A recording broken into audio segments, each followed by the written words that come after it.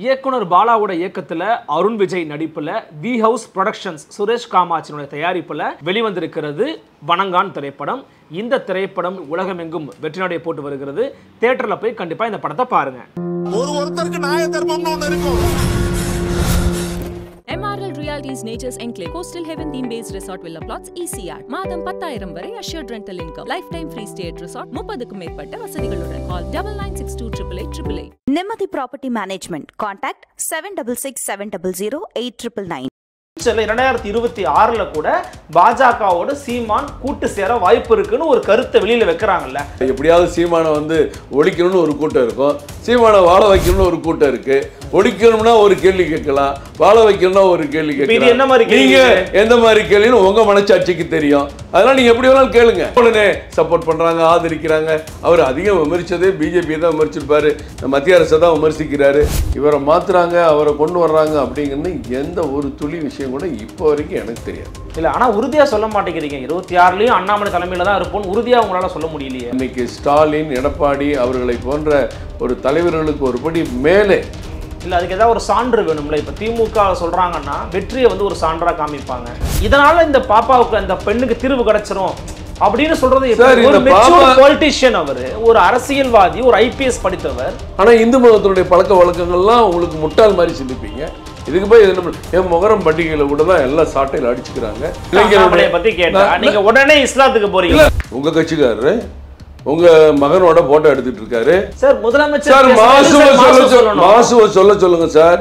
இன்னும் ஆதாரங்கள் நிறைய இருக்கு, வெளிவரும். ஆனா அதே போக்குவரத்து கழகம் வருஷத்துக்கு 30,000 கோடி 40,000 கோடி கடன் பட்டுட்டே இருக்கணுமா? அதுக்கு நீ என்ன சீர்திருத்தம் பண்ணீங்க? கேட்ட தொகையை நடுவண் அரசு கொடுத்திருந்தா ஏன் சார் இவ்வளவு பிரச்சனை? பீகாருக்கெல்லாம் தூக்கி தூக்கி கொடுக்குறீங்க. ஆமா, தூக்கி தூக்கி கொடுக்குறீங்க. ஏன்னா கூட்டணியில இருக்கிறாங்க, அவங்க கொஞ்சம் ஆசுவாசம். ஒன்னும் ஒரு ஆசுவாசம் கிடையாது, ஒரு மண்ணாங்கட்டியும் கிடையாது. அள்ளி வீசி இருக்கிறீங்களே நிதிஷ்குமாருக்கு. நீங்க வந்து போற போக்குல ராகுல் காந்தி மாதிரி பேசுறாங்க. சமிதா வாழ்த்து பாடுவாங்க, ஆளுநர் உரை வாசிப்பாங்க, கூட தொடங்கி வைப்பாங்க, முடியும் போது தேசிய கீதம் பாடுவாங்க. இதான் மரபு. ஆளுநர் வரும்போது முன்னாடியும் ரெண்டும் பாடலாம், பின்னாடியும் பாடலாம். முன்னாடி பாடினாலும் தப்பு கிடையாது, பின்னாடி பாடினாலும் தப்பு கிடையாது. கடவுளை கும்பிடுகிறவன் காட்டு மிராண்டின்னு ரோடு ரோடா மவுண்ட் ரோடு கூட வச்சிருக்கீங்கல்ல. இல்ல, அது வச்சிருக்காங்க. பெரியாரோட முக்கியமான ஒரு கோட்டா வச்சு அது முக்கியமானதா இல்லையான்னு சபரிமலையிலையும் திருப்பதியிலையும் பார்த்தா தெரியும். பெரியார் நிராகரிக்கிறவங்க உங்களை போன்ற எங்க வச்சிருக்காங்க தமிழ்நாட்டு மக்கள். கட்சியா மாநில தன்னாட்சி உரிமைக்கு எதிராகவே ஒன்றிய அரசுகளும் அமைப்புகளும் அதனுடைய நிர்வாகிகளும் இயங்குறது எப்படி புரிஞ்சுக்கிறது? எனக்கு இடையில விட்ட கேள்வி எனக்கு பதில் இல்லை. நீங்க வந்து திமுகவா காங்கிரஸா? மத்திய அரசுன்னு சொன்னா அந்த டிவி தொடருங்க, இல்லாட்டி அப்படியே நம்ம நிப்பாட்டிக்கலாம். ஒன்றிய அரசு நீங்க எப்படி சொல்லலாம் சார்? யூனியன் கவர்மெண்ட் தான். நீங்க அப்படி சொல்லக்கூடாதுங்க. என்ன சார், எத்தனை வருஷம் நீங்க ஒன்றிய அரசு தமிழ்நாட்டை சொன்னீங்க? திமுக சொல்லிச்சா பயன்படுத்த கூடாது சார் சொன்னா ஏன் உங்களுக்கு கோவம் வருது? கோவம் இல்ல, இயற்கையா பேசுறேன். கோவம் நீங்க நினைக்கிறீங்க. இல்ல, ஒன்றிய அரசுன்னு சொன்னா சொல்ல வேண்டாம், எனக்கு பிடிக்கல. இது வந்து சந்தர்ப்பவாத துரோகிகளுடைய வார்த்தை. நீங்க துரோகியா? நீங்க சந்தர்ப்பவாதியா? நான் மக்கள்ல கிடையாதுங்க.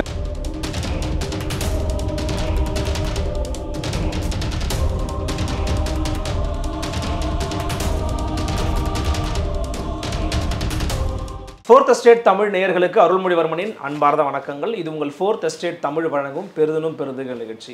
இன்றைக்கு நம்மோடு சிறப்பு விருந்தினராக இணைந்திருக்கிறார் பாரதிய ஜனதா கட்சியினுடைய தமிழ்நாடு மாநிலத்தின் துணைத் தலைவர் மரியாதைக்குரிய திரு கரு நாகராஜன் அவர்கள். வணக்கம். வணக்கம்.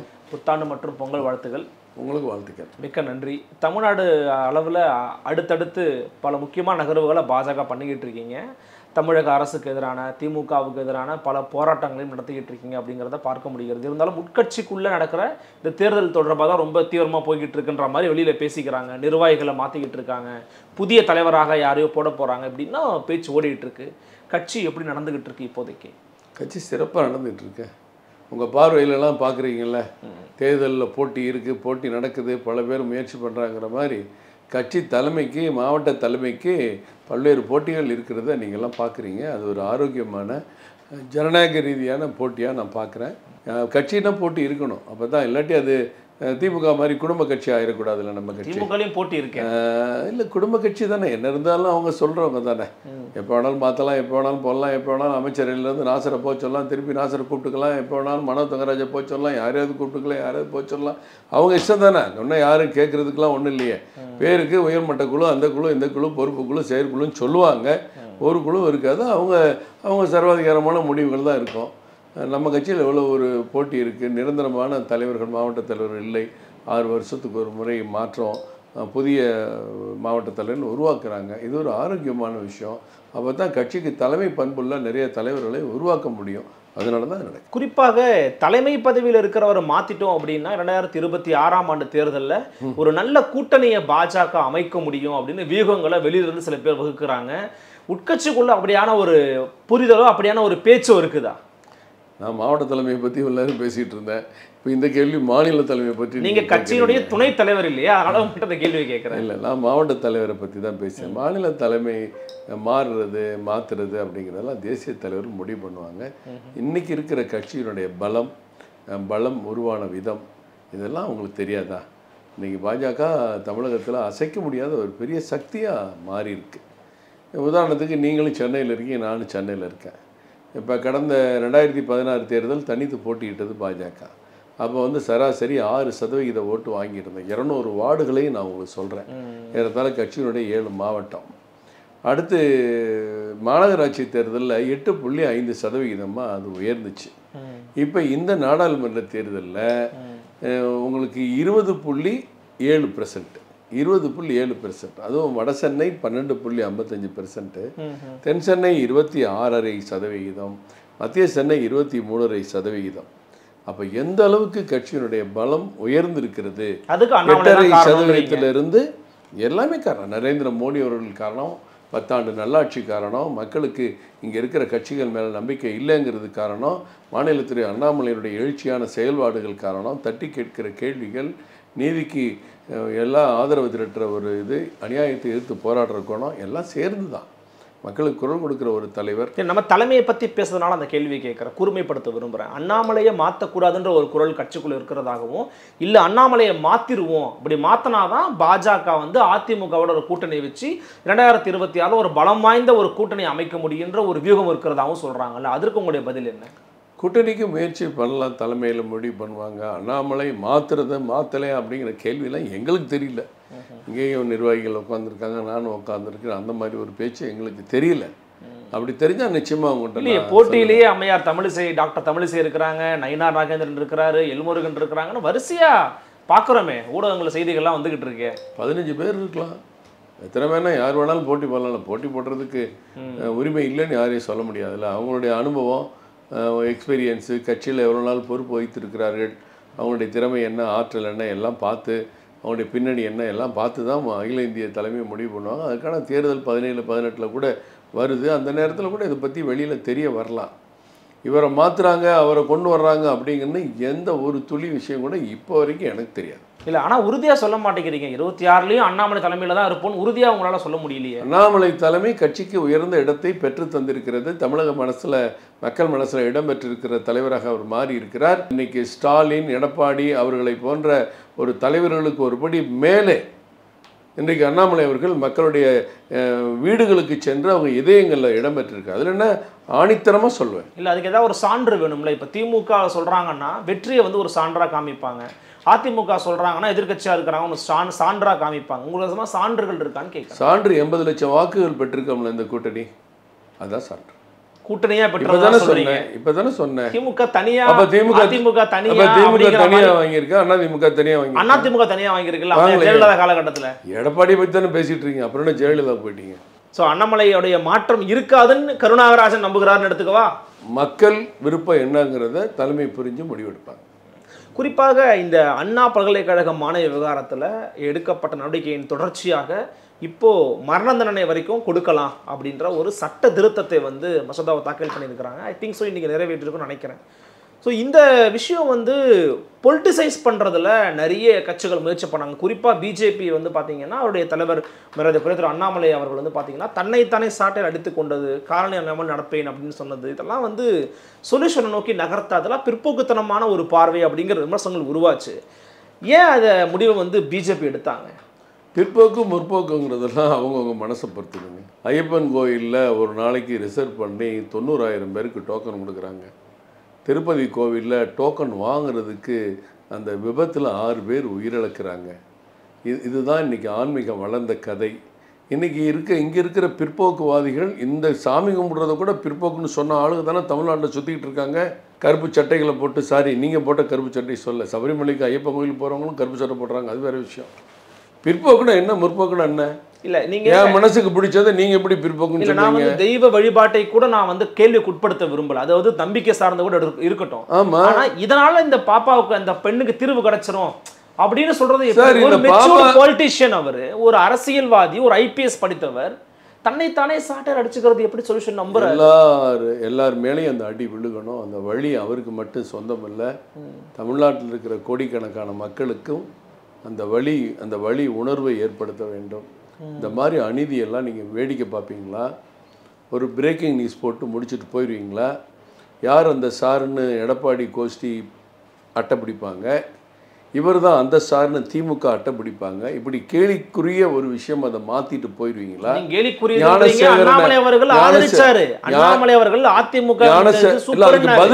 பதிலுக்கு அட்டை பிடிச்சதை சொல்றேன். ஞானசேகரனை இவ்வளவு நாள் ஆஸ்பத்திரியில் வச்சிருந்தோம் பாதுகாப்பா. நேற்று தான் அவர் முந்தா நாள் புழல் போயிருக்காரு. அப்படியே கால ஆப்ரேஷன் அது இதுன்னு ஒரு 6 மாதம் ஜாலியாக வச்சுருப்பீங்களா? இன்றைக்கெல்லாம் சட்ட திருத்தம் கொண்டு வந்தால் மட்டும் போதுமா? எதிர்காலத்தில் என்ன பிரச்சனை இருக்குது, இந்த பெண்களுக்கு, குழந்தைகளுக்கு, மாணவிகளுக்கு என்ன பாதுகாப்பு இருக்குது, இதெல்லாம் கொஞ்சம் சிந்திச்சு பாருங்க அப்படின்னு மக்களுக்கு உணர்வை தூண்டுகிற, உணர்வை ஏற்படுத்துகிற, தன்னைத்தானே சுய பரிசோதனை சொல்ல வைக்கிற செயல் தான் சாட்டையடி. இந்த சாட்டையடி என்பது ஏதோ அவரை வருத்திக்கிறதுக்காக மட்டும் இல்லை, இது சமூகத்துக்கான சாட்டையடி.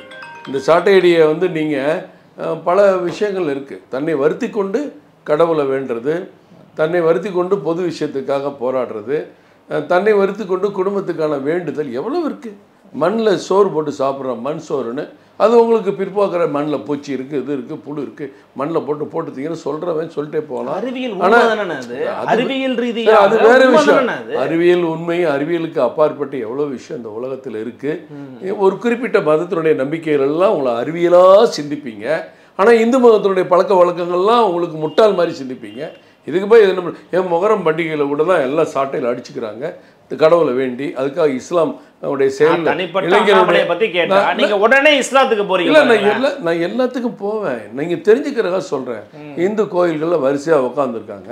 தேங்காயை நீ அருவாளை வச்சு ஒழுங்காக உடைச்சாலே உங்களுக்கு 2-3 தட்டினா தான் உடையுது. அவங்க மண்டையில் அடித்து உடைக்கிறாங்க. அதுவும் தெரிஞ்சு தான் உட்காந்துருக்காங்க. அதையும் நீங்கள் பிற்போக்குவீங்களா? அழகு குத்தி காவடி தூக்கிட்டு போகிறாங்க பழனிக்கு, தைப்பூசத்துக்கு, எத்தனையோ கோயில்களுக்கு. ஏன் வேலை கொண்டு உடம்புல குத்திக்கிட்டு இருக்க? அதுவும் நீங்கள் பிற்போக்குவீங்களா?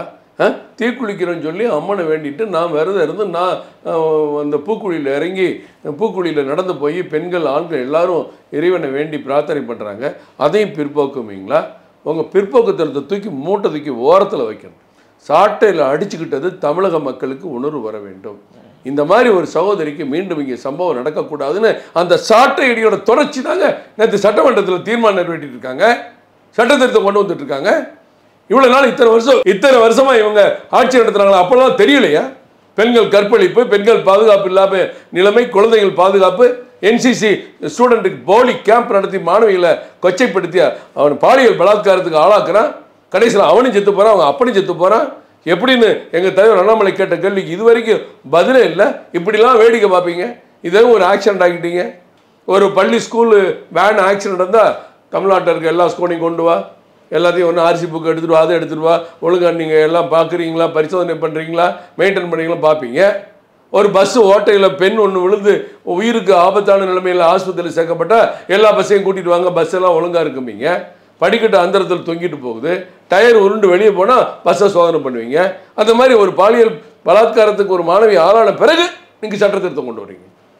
பொள்ளாச்சியை பற்றி இவ்வளோ நேரம் பேசுகிற முதலமைச்சர் அந்த பொள்ளாச்சி ஞாபகம் என் மனசை உறுத்திக்கிட்டே இருக்கு, அதனால அந்த சட்ட திருத்தம் கொண்டு வரேன்னு கொண்டு வந்திருக்காரு. அது வரைக்கும் ஒரு திமுக காரன் மாட்டிக்கிட்டான். அந்த திமுக காரனை மாட்டிக்கிட்டதுனால நீங்க இதை கொண்டு வர்றீங்களா? திமுக கட்சிக்காரன் இல்ல, திமுக அனுதாபின்னு சட்டமன்றத்தில் முதலமைச்சர் பேசியிருக்காரு. முதலமைச்சர் பேசுனதுக்கு தான் இன்னொரு கேள்வியும் கேட்குறேன். பொள்ளாச்சி சம்பவத்தில் 10 நாள் கழிச்சு தான் எஃப்ஐஆர் போட்டிங்கன்னு நான் வேணால் சாட்சியத்தை கொடுக்குறேன், சபாநாயகர் நடவடிக்கை எடுங்க, நான் குற்றம் வைக்கிறேன்னு சொல்கிறாரு. ஒருத்தர் திமுக அனுதாபின்னு சொல்கிறதுக்கு உங்களுக்கு 15 நாள் ஆச்சா?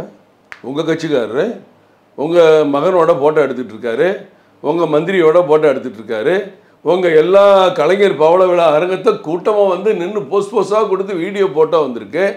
எல்லா திமுக பத்திரிகை லோக்கல் பத்திரிகைலாம் ஒரு பேர் இருக்குது. அப்புறம் என்ன அனுதாபினா கட்சியில் பேர் போடுவீங்களா? அழைப்பதில்ல. மாநாட்டுக்கு போய் பார்வையிடுவீங்களா? இல்லை, அமைச்சரோட அந்த ஞானசேகரனுடைய பேர்ல போஸ்டர்ல போட்டதா நீங்க சொல்றது ஃபேக் நியூஸ். அதெல்லாம் சார் ஃபேக் நியூஸ்ங்கறது அவங்க கட்சியில சொல்லிட்டாங்க சார். அமைச்சரோட இருக்கிறதெல்லாம் ஃபேக்கா? அமைச்சரோட இருக்கிற புகைப்படங்கள் ஓகே, அவர் பொறுப்புல இருக்கிறது ஃபேக்கா?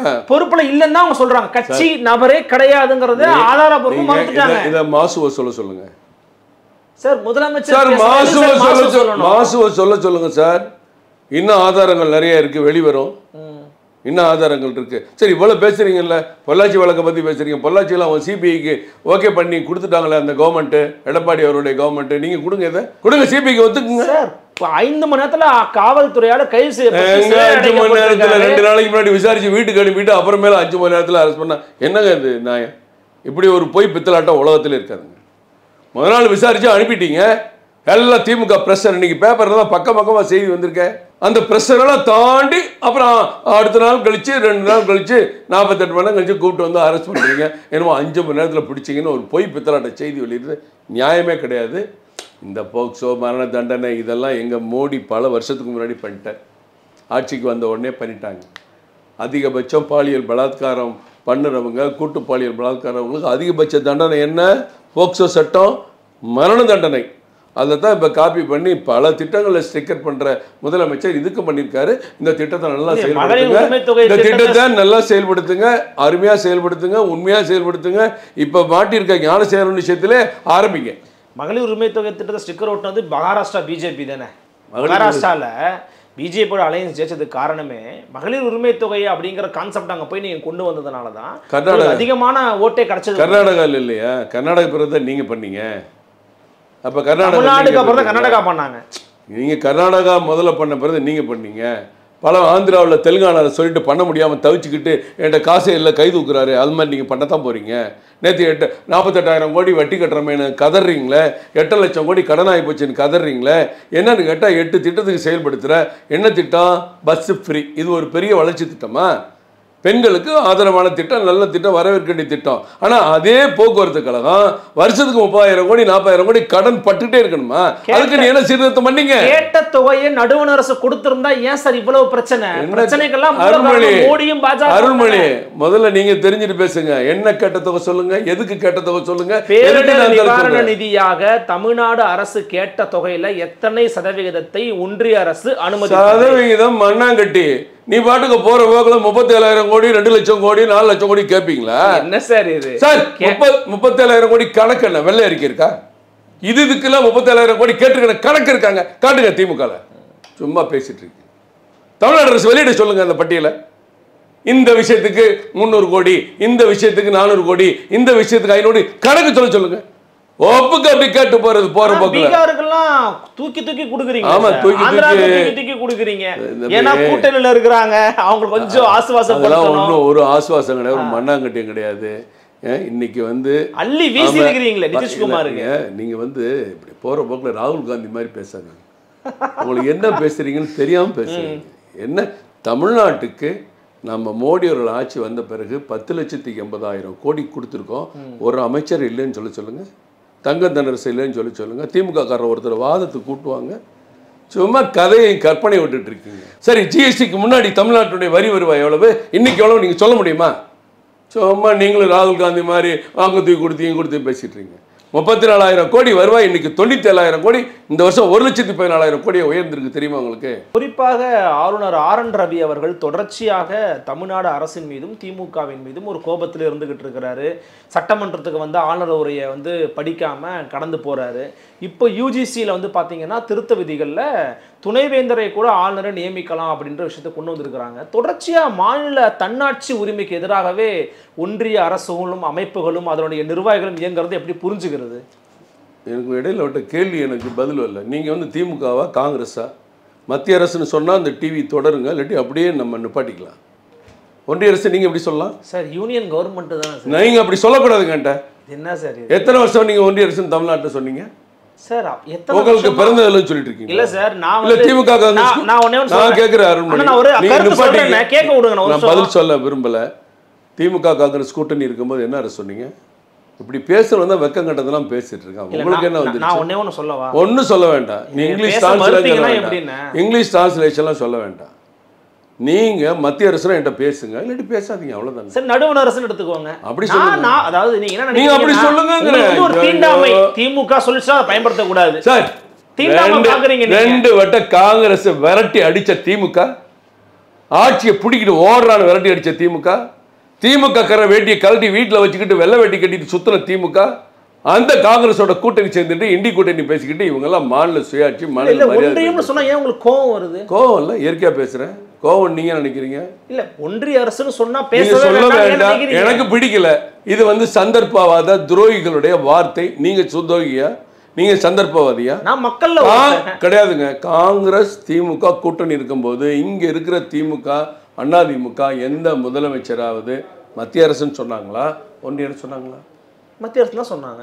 இப்ப மட்டும் என்ன புதுசா? அதுக்கு முன்னாடியே 300 காலகட்டத்திலேயே ஒன்றிய அரசு போன சொல்லுங்கள் தமிழ்நாட்டில் புழக்கத்தில் இருந்தவைதான். ஒரு புழக்கம், அது அரசியல்மயப்படுத்தப்படாத ஒரு வார்த்தை, அவ்வளவுதான். நீங்க பிறக்கிறதுக்கு முன்னாடி நாங்க அரசியல் பார்த்துட்டு இருக்கேன், எந்த காலத்துக்கும் சொன்னாங்க. என்னை விட சீனியர் உட்காந்துருக்காரு. இல்ல எனக்கு எதுக்காக அதை நான் கேட்கறேன்னா, இப்போ என்னுடைய அப்பா காலகட்டத்தில் வேண்டாம் தம்பி, அந்த விளக்கத்துக்காக நீங்க வந்தீங்க. என்னன்னா இப்ப தொடர்ச்சியாக இது மாதிரியான போக்க ஏன் கடைபிடிக்கிறீங்க? என்ன தொடர்ச்சியான போக்கு? ஆர்.என். ரவி ஒரு பக்கம் தமிழக அரசை வந்து நிராகரிச்சு எழுந்துச்சு போறது, இன்னொரு பக்கம் வந்து யூஜிசி வந்து துணைவேந்தர்களை நியமிப்பதை தலையிடுறது, இதெல்லாம் எப்படி புரிஞ்சு? யூஜிசி நேஷனல் ரோல், தேசிய அளவில் அவங்க என்ன முடிவு எடுக்கிறாங்க அதை எடுக்கிறாங்க. உங்களால் முடியலைன்னா கோர்ட்டுக்கு போங்க, இல்லை விவாதம் பண்ணுங்க, மத்திய அரசை கேளுங்க. இதுக்கு நம்ம 2 பேர் பேசி என்ன பண்ணுங்க? யூஜிசிங்கிறது இந்தியா முழுவதுக்கும் இருக்க அமைப்பு தானே, வழிகாட்டுதல் அமைப்பு தானே. அப்புறம் இதை நம்ம பேசி ஏன் கருத்துன்னா, யூஜிசி அவங்களுடைய திட்டத்தை சொல்கிறாங்க, நீங்கள் உங்களுடைய திட்டத்தை சொல்கிறீங்க. அவங்களுடைய கருத்துக்கு எதுதான் நீங்கள் கோர்ட்டுக்கு போங்க. இந்த நீட்டை பற்றி ஏமாற்றி மோசடி பண்ணிகிட்டு இருக்க மாதிரி எல்லாரும் நீட்டை பற்றி பேசுவான், சுப்ரீம் கோர்ட்டுக்கு ஒருத்தரும் போக மாட்டான். அதனால தான் நடக்குதுன்னு உலகமே தெரிஞ்சால் கூட நான் கையெழுத்து போடுவேன், பேப்பரை மடித்து வைப்பேன், கவரில் வைப்பேன், ஒன்று அப்படியே மாற்றிடுவேன். எல்லாம் கற்பனையில் கதை பேசிட்டு ஊரை ஏமாற்றிட்டு இருக்காள். நேராக சுப்ரீம் கோர்ட்டுக்கு யாரும் போகிறதுக்கு இங்கே யோகியதில் தைரியம் இல்லை. அது மக்கள் கண்டிப்பாக நீங்கள் கேட்குற கேள்வியை கேட்பாங்க திமுகவை நோக்கி. ஆனால் அதுக்கு போகலை. ஆர்.என். ரவி அவர்களோ தொடர்ச்சியாக இந்த மாதிரி தமிழக அரசினுடைய எதிர்நிலைப்பாடு எடுப்பதற்கான காரணம் என்னன்னு கேட்குறேன். ஆர்.என். ரவி எதிர்நிலைப்பாடுக்கு நான் என்னங்க சொல்ல முடியும்? ஆர்.என். ரவி தமிழ் தாய் வாழ்த்து முடிச்ச உடனே தேசிய கீதம் பாட சொல்றாரு, மரபை மாற்ற சொல்றாரு. என்ன மரபு? தமிழ் தாய் வாழ்த்து பாடுவாங்க, ஆளுநர் உரை வாசிப்பாங்க, கூட தொடங்கி வைப்பாங்க, முடியும் போது தேசிய கீதம் பாடுவாங்க. இதான் மரபு. தமிழ்நாடு சட்டமன்ற ஒரு கெஜெட் உங்களுக்கு காப்பி அனுப்புகிறேன், அதை படிச்சுட்டு அப்புறம் பேசுகிறேன். ஆளுநர் வரும்போது முன்னாடியும் 2 பாடலாம், பின்னாடியும் பாடலாம். முன்னாடி பாடினாலும் தப்பு கிடையாது, பின்னாடி பாடணும் தப்பு கிடையாது. முன்னாடியும் பாடணும் 2ஐயும், பின்னாடியும் 2ஐயும் பாடணும். அது உங்களுக்கு இதை தமிழ்நாடு பூரா சர்க்குலர் ஆகிருக்க கெஜெட்டு. சரி, எத்தனை வருஷமா உங்க மரபு சொல்லுங்க. சரி, இல்ல இது ஒரு பிரச்சனையா? ஒரு நிமிஷம், இது பிரச்சனையா? மக்களுக்கு எவ்வளவு பிரச்சனை இருக்கு. அண்ணா பல்கலைக்கழக மாணவி விவகாரம், பெட்ரோல் டீசல் விலை விவகாரம், விலைவாசி சரியானவே பண்ணா மின்சார விலை ஏற்றம், இவ்வளவு விஷயம் இருக்குதுல்ல. திமுக அரசுக்கு எதிராக பேச தேசிய கீதத்தை பாலனா ஒருத்தர் எஞ்சி போ. கவர்னர் போய் இதெல்லாம் பேசுவாங்க? நாங்க தான் பேசுவோம், அண்ணாமலை பேசுவாரு.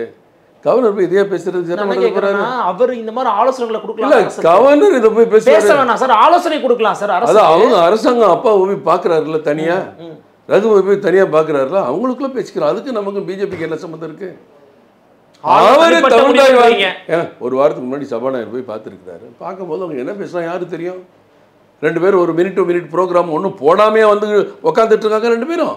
அந்த 2.52 நிமிஷம் மொத்தமும் கட் ஆயிடுச்சு. அங்கே என்ன நடந்துச்சு? ஒரு கருப்பு நாள் ஆயிடுச்சு, கருப்பு டைம் ஆயிடுச்சு. அது பிளாக் அவுட் மாதிரி திடீர்னு வடிவேல் படத்தில் திடீர்னு காணாமல் போயிடுவாங்க எல்லாரும், கிணத்தை காணான மாதிரி. எங்கே போச்சு, என்ன நடந்துச்சு? அதை கூட வெளியிடுறதுக்கு உங்களுக்கு தைரியம் இல்லையா? அதையே மறைச்சிங்க. இது ஒரு பிரச்சனையா தமிழ்நாட்டுக்கு? நீங்கள் கேட்ட மாதிரி அப்பா சரிப்பா தமிழ் தாய் வாழ்த்து பாடின பிறகு கவர்னர் வந்து பாட சொல்லியிருக்காங்க, நான் முன்னாடி போகும்போது சொன்னாங்க, சரி பாடுங்க. நமக்கு 2 கண்கள் இல்லையா? அதுல ஒரு நேரேட்டிவ், தப்பான ஒரு பிரச்சாரம். முதல்ல தேசிய கீதம் பாட சொன்னாரு, முதல்ல தேசிய கீதம் பாட, இப்படி ஒரு கட்டுக்கதை செய்தி ஆக்கிட்டு யாரு சொன்னாங்க? அந்த மாதிரி செய்தி வந்ததே முதல் நாள் யார ஒரு சாமானியனை போய் கேட்டீங்கன்னா அப்படித்தான் சொல்லுவாங்க. முதல்ல தேசிய கீதம் பாட சொன்னாராம்ல, அப்படிதான் சொல்லுவாங்க. அப்படிதான் அவங்க செய்தி இருந்தது. இப்போ திடீர்னு நாம் தமிழர் கட்சியினுடைய தலைமை ஒருங்கிணைப்பாளர் திரு சீமானுக்கு வந்து ரொம்ப சாஃப்டாக ஆதரவாக அண்ணன் சீமான் அவர்களுக்கு நான் ஆதரவு தரேன், நான் அவர் சொன்னது கரெக்டு தான், நான் ஆதாரத்தை நானே வெளியிடறேன்லாம் அண்ணாமலை சொல்கிறாரு, எச்ராஜாலாம் பேசுகிறாரு. என்ன திடீர்னு சீமானோட ரொம்ப நெருக்கமாக இருக்கீங்க?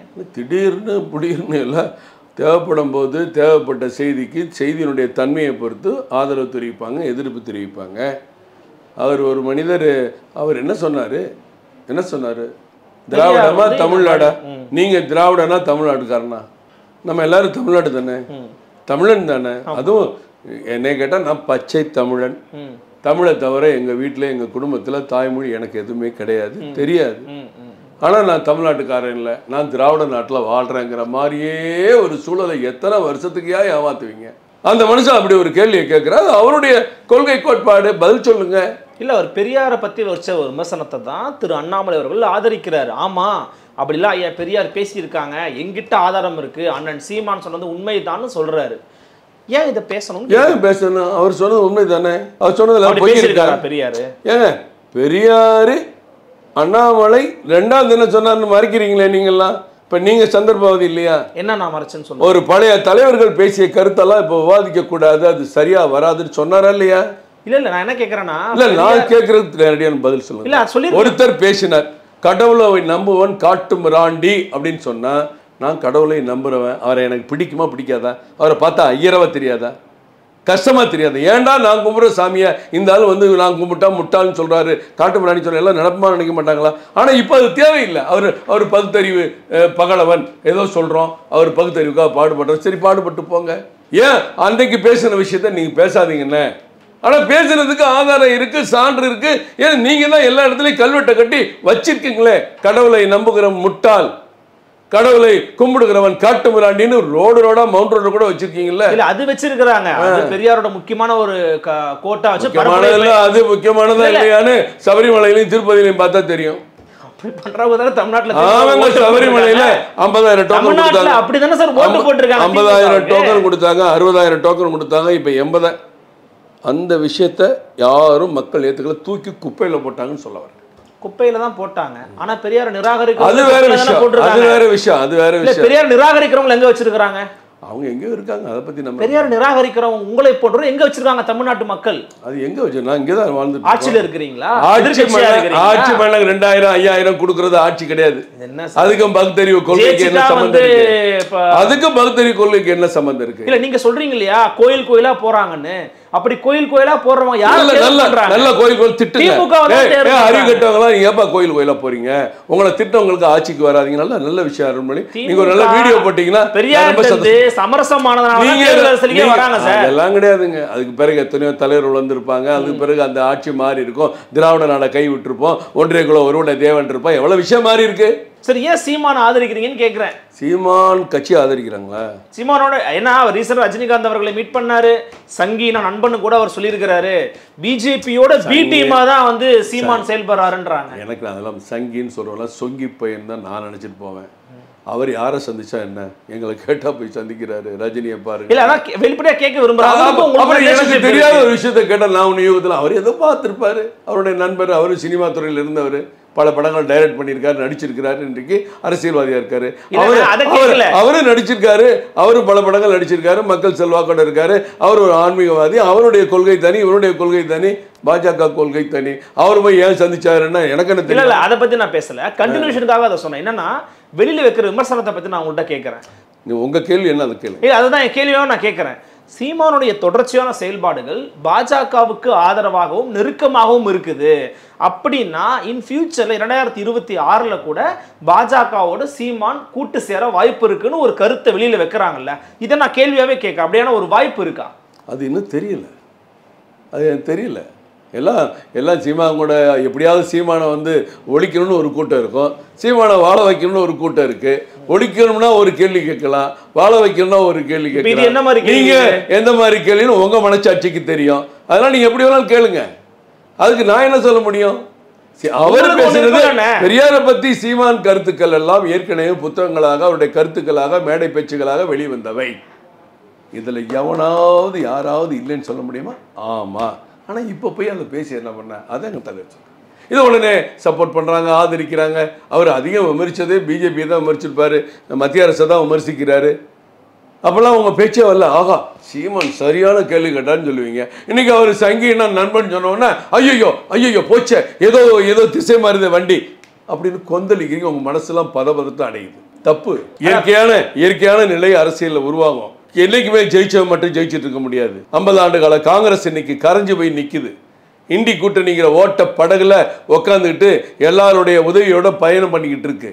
அதே மாதிரி இங்கேயும் மாற்றம் வரத்தான் போது நீங்க பார்க்க தான் போறீங்க. இல்ல அதனால தான் ரொம்ப சாஃப்டா அணுகுறாரா திரு அண்ணாமலை அவர்கள்? அண்ணன் சீமான்னு சொல்றதா இருக்கட்டும், ரொம்ப சாஃப்டா பேசுறதா இருக்கட்டும், அவர் நல்லா வளர்ந்துட்டு இருக்கிறாருன்னா தனிச்சு நிக்கிறாருன்னா அதுவா அவரோட பலம் அப்படின்னு சொல்றதா இருக்கட்டும், இதெல்லாம் நீங்க ஒரு கட்சிக்கு கிரெடிட்டா இருக்கு. வேற யாருக்கும் இந்த கிரெடிட் திரு அண்ணாமலை கொடுக்க. கொஞ்சம் ஒரு நல்ல செய்தி என்னன்னா, நேத்து தான் அவருக்கு மாநில கட்சி அங்கீகாரம் கிடைச்சிருக்கு. வளர்ச்சி அடையவங்கள வாழ்த்த தானே. விஜய் கட்சி ஆரம்பிக்கும் போது கூட தலைவர் வாழ்த்த தான் பண்ணாரு. அதுக்கு என்ன, அதெல்லாம் என் கட்சி ஆரம்பிக்கக்கூடாது, நீங்கள் படத்தை நடிக்க போன சொன்னாங்க. வாழ்த்துறது ஒரு மனித பண்பு தானே. அந்த பண்பு தான் உங்கள்கிட்ட இருக்காது, நாங்கள்கிட்டயாவது இருக்கட்டுமே. அது ஒன்றும் தப்பு கிடையாது. நிறைவாக ஒரு கேள்வி. இந்த ஈரோடு கிழக்கு இடைத்தேர்தலில் வந்து தமிழக வெற்றி கழகம் போட்டியிட போகிறதில்லன்னு சொல்லியிருக்கிறாங்க. அப்புறம் அதிமுகவும் போட்டியிடுறதுக்கான சந்தேகம் இருக்குது, வாய்ப்புகள் குறைவுன்னு சொல்கிறாங்க. ஸோ திமுக கண்டிப்பாக போட்டியிட போகிறாங்க, பிஜேபி போட்டியிட போகிறதா? உங்க நிலைப்பாடு என்ன? இன்னொரு பக்கம் நாம் தமிழர் கட்சி போட்டியிட போறாங்க, எப்படி பாக்குறீங்க இடைத்தேர்தலில்? திமுக கண்டிப்பா போட்டியிட தானே செய்வாங்க. இப்பதான் வேட்பாளர் போட்டியிட போறாங்க. வேட்பாளர் தேமுதிகல இருந்த சந்திரகுமார்ங்கிற நண்பர் நிற்கிறாருன்னு அறிவிச்சிட்டாங்க. அது வேற விஷயம். போட்டியிடுவாங்களா இல்லையாங்கிறத தலைமை அறிவிப்பாங்க. இன்னும் அதிமுக அறிவிக்கல, வாய்ப்பு இருக்கா இல்லையான்னு சொல்லலை, குறைவுன்ற மாதிரி ஒரு செய்தி ஆலோசிக்கலான்னு சொல்றாங்க. தமிழ்நாட்டை பொறுத்தவரை திமுக அதிமுக பல கட்சிகள் இடைத்தேர்தலை கைவிட்டிருக்கிறது. இடைத்தேர்தலில் போட்டியிடாமல் ஒதுங்கி இருந்திருக்கிறார்கள். இடைத்தேர்தல் மட்டுமே அடுத்த தேர்தலுக்கான மக்களுடைய வழிகாட்டுதல், மக்களுடைய கருத்து முன்னோட்டம் அப்படிங்கிறது துளி கூட கிடையாது. ஏன்னா எப்பவுமே எடுத்துக்கிறது இல்லை. நம்ம தமிழ்நாட்டில் பார்த்துட்டோம், இடைத்தேர்தலில் தோற்றவங்க அடுத்த ஆளுங்கட்சியாக மாநில தேர்தலில் ஜெயிக்கிறாங்க, இடைத்தேர்தலில் ஜெயிச்சவங்க தோக்குறாங்க, இடைத்தேர்தலில் ஜெயிச்சவங்க அதே தொகுதியில் மீண்டும் தோக்குறாங்க. அது ஒரு பிரச்சனை. இடைத்தேர்தலுங்கிறது ஒரு முக்கியமான ஒரு இடம் தானே. எம்ஜிஆர் அவர்களே எடுத்ததுனால மேல நிச்சயம் முக்கியமான இடம் அது. எம்ஜிஆர் காலம் ரெட்டையில நின்ன காலம். இப்ப ரொம்ப முக்கியமான காலம். என்ன, ஓட்டுக்கு அதிகமான பங்கு கிடைக்கும், மக்கள் எல்லாம் கூட்டி போய் அடைச்சி வைப்பாங்க, டெய்லி உணவு போடுவாங்க, வெள்ளி பாத்திரம், வெள்ளி கொலுசு, லட்டுக்குள்ள மூக்குத்தி, இந்த மாதிரிலாம் போகிறது சிறப்பான தேர்தல் இடைத்தேர்தல் தானே. அதனால மக்கள் அது ஏதோ பண்ணிட்டு போகிறாங்க. ஏன்னா மக்களை ஏமாத்துறாங்க, மக்கள் வேற வழி இல்லை. போய் திரிக்கும் போது என்ன பண்ணுவாங்க, அவங்க பாவம் இல்லையா, ஏழை எளிய மக்கள் பாவம் இல்லையா. அது செந்தில் பாலாஜி வந்துட்டார். நீ செந்தில் பாலாஜி எப்படி பண்ணாருங்கிறதெல்லாம் எனக்கு நல்லா தெரியும். தெருவா டீம் உட்காந்துருக்கும், தெருவா டேபிள் சேர் போட்டிருப்பாங்க, தெருவா நோட் புக் ரெடி ஆகிரும். இது சிறப்பான தேர்தல் தானே. அதனால் அந்த தேர்தல் நடக்கட்டும். இல்லை, ஆனால் உங்களுக்கு நீங்கள் செந்தில் பாலாஜி ஒரு உதாரணமாக சொன்னதுனால கூடுதலாக அதுக்காக துணை கேள்வியாக கேட்குறேன்.